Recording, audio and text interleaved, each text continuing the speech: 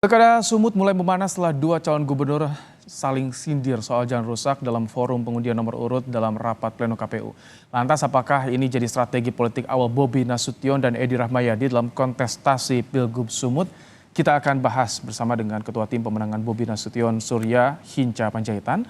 Ada juga Wakil Ketua DPD PD Perjuangan Sumatera Utara Aswan Jaya dan juga sebagai juru bicara Edi Hasan dan Direktur Parameter Politik Indonesia Adi Prayitno. Selamat petang, Bapak-bapak. Selamat petang. Baik, Bang Hinca, saya pertamain ke Bang Hinca. Ini baru pengundian nomor urut tapi sudah ngegas nih, Bobi. Apakah ini bagian dari strategi menyerang infrastruktur dari Edi Rahmayadi nih, Bang Hinca? Utara itu punya energi yang cukup untuk menyambut pesta demokrasi dan itu terasa di mana-mana. Dan ketika tahapan-tahapan sudah dimulai, ditetapkan paslonnya, kemudian cabut nomor undi dan kemudian diberi kesempatan untuk sambutan. Bang Hinca, izin saya potong suaranya tadi agak terganggu Bang Hinca. Kita akan perbaiki sambungan audio dengan Bang Hinca ya. Jadi tidak jelas kita menangkapnya di layar Kompas TV Bang Hinca. Saya ingin beri kesempatan terlebih dahulu ke Bang Aswan. Bang Aswan, kenapa ini Edi Rahmayadi tidak langsung menanggapi di pidato sambutan, tapi menanggapi ketika diwawancara oleh wartawan? Apakah ini bagian dari strategi juga soal disinggung soal infrastruktur ini? Ya, memang cukup bijaksana Pak Edi, dia tidak mau berdebat soal yang bukan tempatnya, karena pada malam itu masih nomor undi dan hanya kata-kata sambutan sebagai pasangan calon yang baru mendapatkan nomor undi. Jadi belum saatnya untuk saling berdebat, karena nanti ada jadwal untuk debat masing-masing calon. Makanya dia sampaikan saat sesi konferensi pers saja. Dan memang bicara soal infrastruktur di Sumatera Utara ini menjadi pembicaraan yang menarik, karena sebelum Pak Edi menjadi gubernur memang jalan-jalan provinsi terutama di Sumatera Utara ya bisa kita sebutkan ada 380 kilometer itu yang rusak parah maupun rusak sedang. Tetapi kemudian oleh Pak Edi Rahmayadi saat dia menjadi gubernur, komitmen yang cukup kuat untuk melakukan berbagai perbaikan dengan menganggarkan 2,7 triliun dari tahun jamak ya 2022, 2023 dan 2024. Oke. Jadi bagian dari strategi tidak menjawab saat pidato nih. Bang Hinca, bagaimana? Jadi ini kenapa langsung ngegas saat pengundian nomor urut, tidak menunggu kampanye? Ini strategi yang disiapkan oleh Bobi. Pertama tadi aku nggak dengar mungkin audionya ya, tapi yang tadi respon Bang Aswan nggak dengar saya, tapi ini pertanyaannya yang saya jawab ya. Iya. Halo. Iya silakan. Silakan Bang Hinca. Oke. Ya, jadi Sumatera Utara itu punya energi yang cukup dan dalam menyambut pesta demokrasi. Dan ketika tahapan-tahapan dimulai, penetapan paslon, sudah cabut undian nomor urut, lalu diberi kesempatan buat pengantarnya atau sambutannya, begitulah cara kami di Sumatera Utara untuk mengangkat isu yang menjadi isu besar kita. Kita harus menyadari bahwa memang jalan rusak di Sumatera Utara yang digambarkan Bobi, baik dari Aceh masuk maupun dari Sumatera Barat, itulah dari Riau, maksudnya itulah masalahnya. Dan karena itu kita ajak menjadi isu besar yang harus kita perhatikan dan seriusi agar kita perbaiki ke depan. Jadi kata sindir di situ kalau boleh saya nyebutnya ini berbalas pantun lah. Ada yang berbalas pantun berbalas pantun tapi langsung menyerang Bang Hinca ya. Nah, kan pantun yang diisi itu kan sedap itu kan. Nah, jadi saya kira tema yang diangkat juga tema publik. Nah, ini kan soal cara nyampaikan. Karena Pak Edi Rahmayadi adalah petahana, juara bertahan, dan Bobi adalah penantangnya, itu kan soal cara saja kan. Dan saya kira Pak Edi dengan sangat baik meresponnya. Nah, karena ini belum beres, aku ingin 2 periode lagi, baru kita bereskan. Kan keren itu. So, nggak ada masalah di situ menurut saya. Nah, substansi itulah yang akan kita bedah, kita jelaskan ke publik, sehingga nanti publik bisa memilih yang pasang nomor 1 Bobi Surya atau Kalau tadi Bang Aswan singgung kan untuk kampanye ada waktunya, makanya Edi Rahmayadi tidak menjawab ketika pidato sambutan, tapi dijawab ketika wawancara wartawan. Iya, kan enggak apa-apa, toh udah dijawabnya, karena memang ini belum tuntas, maka aku mau periode kedua, kan normal-normal aja itu ya. Biasa aja itu di kita itu, dan kita menikmati tadi malam itu. Ya bayangkan kalau rata-rata air datar, kan nggak seru juga, ya kan? Oke, Mas Adi, Anda melihat sudah ngegas di tahap awal, masih pengundian nomor urut nih. Apakah memang terlihat ini penantang petahana itu harus lebih agresif, Mas Adi, strateginya? Ya, saya kira memang secara prinsip begitulah pilkada itu. Dia mengandung unsur persaingan. Jadi hal-hal yang sifatnya terbuka untuk dikonsumsi oleh publik itu nggak boleh ditutup-tutupi. Sebagai penantang misalnya Bobi, kalau memang ada aurat politik yang mesti ditunjukkan dari kelemahannya Edi Rahmayadi selama jadi gubernur misalnya harus disampaikan secara terbuka. Biarlah nanti publik yang akan menilai.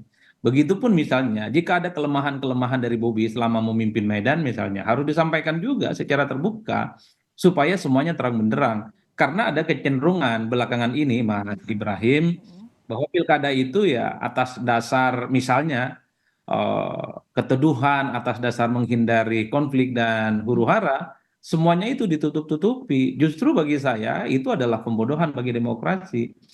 Jadi hal-hal biasanya harus disampaikan secara terbuka. Kalau itu memang menjadi kelemahan, baik di calon penantang ataupun mantan petahana, saya kira memang harus disampaikan secara terbuka. Jadi apa yang dilakukan oleh Bobi kemudian disambut oleh Pak Edi Rahmayadi adalah satu percakapan politik yang saya kira nanti ini sebagai upaya untuk mempengaruhi pemilih.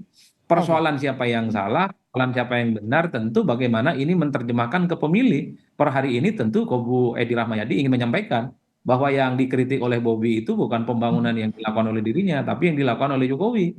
Begitupun sebaliknya, ketika misalnya Bobi mengkritik infrastruktur di Sumut itu adalah hancur-hancuran, itu adalah sebagai bentuk ketidakberhasilan Edi Rahmayadi sebagai gubernur. Ini tentu sebagai upaya untuk mendapatkan faedah politik elektoral. Jadi yang semacam ini menurutnya harus disampaikan, tidak perlu ditutup-tutupi supaya semuanya transparan dan terang-terang. Jangan maknai pilkada itu seperti Mas Salim.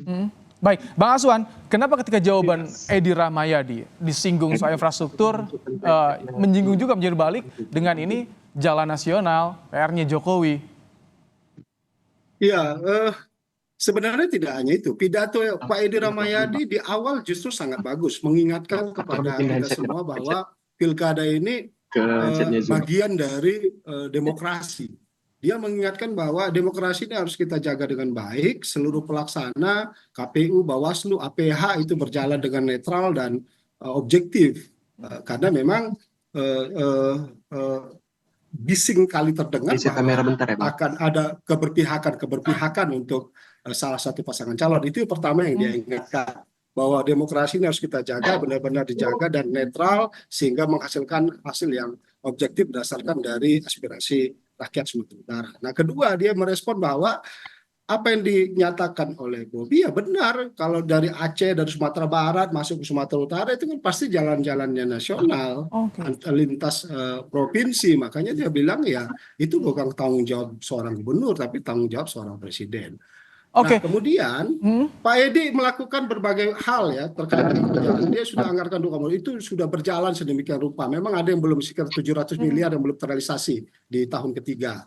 Nah, kemudian juga saya ingin ingatkan juga Pak Bob juga kalau bicara misalnya di Kabupaten Asahan, wakil beliau itu Asahan tuh luar biasa hancur-hancurnya itu jalan.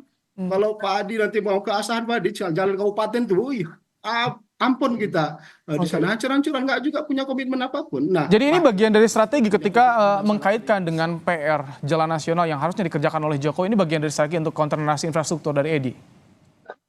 Iya, karena gini ya, kalau kita objektifnya begini, nasional, provinsi, kabupaten ini kan harus sinergis dalam membangun satu wilayah, apakah nasional, provinsi maupun kabupaten. Nah, pembagian tugas ini sudah jelas, penganggarannya juga sudah jelas. Pak Inca lebih hafal itu mana anggaran nasional, mana anggaran provinsi dan kabupaten. Sehingga kritikan-kritikan, masukan-masukan, usulan-usulan itu kan harus di porsinya masing-masing begitu. Oke, Jangan kami tangkap. kemudian itu jalan, iya, silakan. Ada pembagian tugas yang jelas, provinsi ataupun juga pusat. Bang Hinca, mendengarkan suara kita, Bang Hinca? Ini sambungan audio kami dengan Bang Hinca agak sedikit terganggu. Bang Hinca? Halo Bang Hinca.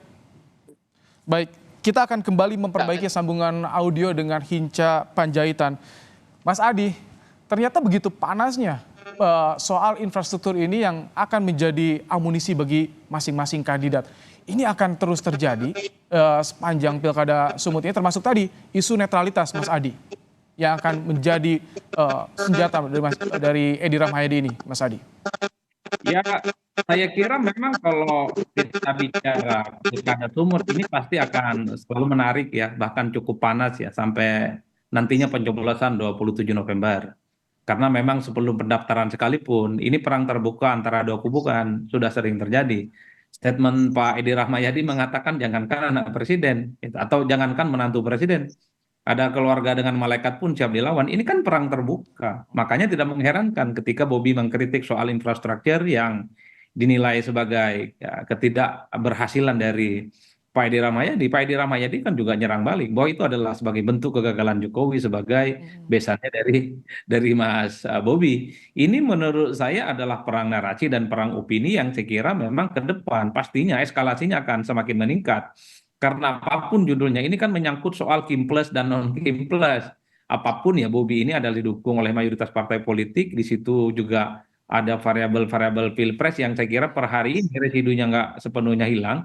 Dan PDIP yang ditinggalkan sendiri menjadi penantang yang kemudian per hari ini juga melakukan gerakan politik yang konsolidatif ya.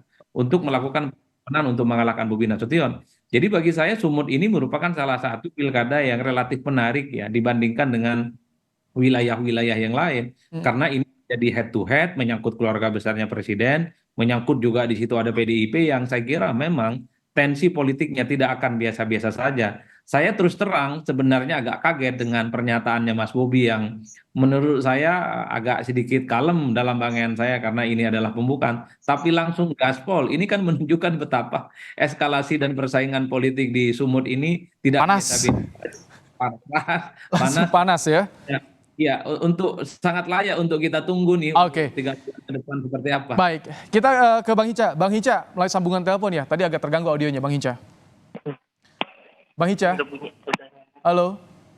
Halo. Halo. Bang Hinca, Ya, ketika disinggung soal infrastruktur, di counter narasi dengan dikaitkan ini PR Jokowi juga yang belum selesai karena ada pembagian tugas-tugasnya kalau soal infrastruktur. Bagaimana dari Anda menanggapi soal ini, Bang Hinca? Ya, Disinggung lagi Jokowi ini. Ya, sekali lagi tadi saya nggak mendengarkan dialog tadi, jadi mohon maaf nanti kalau responnya nggak pas dengan teman-teman dua narasumber lain ya. Tapi inti yang mau saya sampaikan tadi malam itu adalah, beginilah kita mengangkat isu publik, di mana Pak Bobi sebagai penantang terhadap petahana. Saya kira kan itu teori yang sederhana saja ya. Dan saya kira Pak Edi Rahmayadi juga meresponnya dengan baik, karena ini masih gagal, belum selesai. Ya aku mau teruskan, normal saja. Dan sebaliknya, Mas Bobi mengatakan kalau begini Anda gagal, karena itu kita harus perbaiki dan ya gantilah dulu. Kira-kira begitu. Ini bahasa-bahasa di Medan itu memang begitu berbalas pantunnya dan dijawab juga. Dan kita happy-happy saja pulang selesai. Nah nanti selama beberapa hari ke depan, 60 hari kampanye ini, tentu akan dibuka lebih detail datanya. Yang mana jalan nasional, yang mana jalan provinsi, yang mana jangan gitu. Nah, paling tidak isu publik yang pertama diangkat itulah isu penting dalam pilkada ini. Nah, karena itu ingin mengingatkan masyarakat, mari ini isu kita bersama, baik masuk dari Riau maupun masuk dari Aceh, ini soal jalan, soal kita. Nah, selama 5 tahun Pak Edi, menurut kami gagal, meski sudah ada uang 2,7 triliun. Nah, nanti pada debat lagi akan kita buka lagi karena waktunya sangat singkat. Tapi nggak apa-apa, kita mulai kan, itu biasa aja. Diapresiasi tentunya ini kalau soal adu gagasan, adu visi misi program, dan dimulai besok hari kampanye untuk merebut hati rakyat akan dimulai. Terima kasih Bang Hinca, Terima kasih. Bang Aswan, Terima kasih. Mas Adi, Terima kasih Bang Aswan. telah Terima kasih, Mas bergabung Adi. bersama kami di Kompas Petang sore hari ini. Terima kasih.